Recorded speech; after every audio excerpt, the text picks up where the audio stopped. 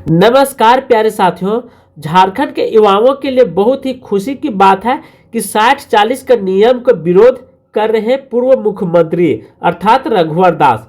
60-40 आप देख रहे हैं कि बाहरी लोगों को भी झारखंड में वर्चस्व बनी जा रही है।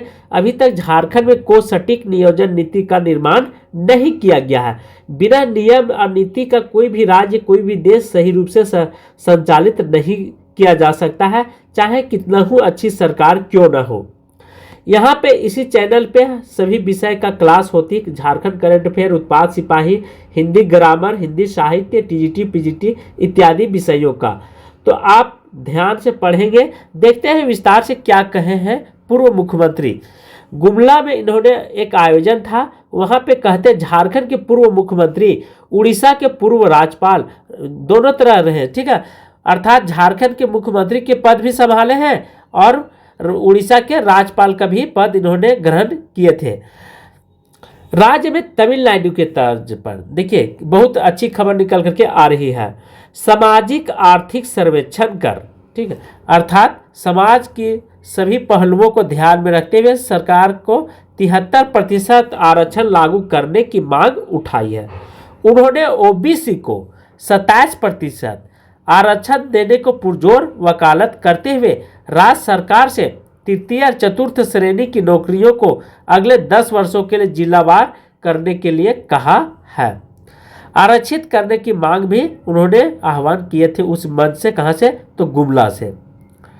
रविवार को गुमला जिला मुख्यालय से सटे करौंदी में आयोजित तेली जतरा सह सामूहिक विवाह समारोह में उन्होंने कहा कि उनके मुख्यमंत्री कार्यकाल के दौरान सभी जिलों के उपायुक्तों को ओबीसी आरक्षण के लिए सामाजिक आर्थिक सर्वेक्षण कराने का निर्देश दिया था, लेकिन हेमंत सरकार ने इस रिपोर्ट को ठंडे बस्ते में डाल दिया।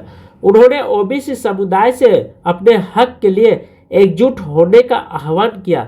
रघुवर दास ने स्पष्ट कहा है कि झारखंड में 60-40 का नियम अब नहीं चलेगा। उन्होंने तमिलनाडु का उदाहरण देते हुए कहा कि झारखंड को भी वहां की तरह उच्च आरक्षण नीति अपनानी होगी। देखिए तमिलनाडु एक ऐसा राज्य है, तमिलनाडु, केरल या दक्षिण भारत के बहुत सारे, जो कि कभी उत्तर भारत आने की कोशिश ही नहीं करते हैं, ठीक है, वहीं पर अपने ही क्षेत्र में उनको रोजगार मिल जाती है। उसी प्रकार उसी तर्ज पर झारखंड सरकार को भी अपनाना चाहिए। यहाँ पे हर प्रकार की रोजगार मिल सकती है। खदानों में देख लीजिए फैक्ट्री एक से एक है झारखंड में, फिर भी यहाँ के लोग बेरोजगार हैं। अर्थात हम कह सकते हैं झारखंड के युवाओं के हाथ में सोने का कटोरा रहते हुए भी लोग यहाँ क्या कर रहे हैं, रोड पर निकल करके भीख मांग रहे हैं। कहीं ना कहीं यहाँ की सरकार अवश्य जिम्मेवार है।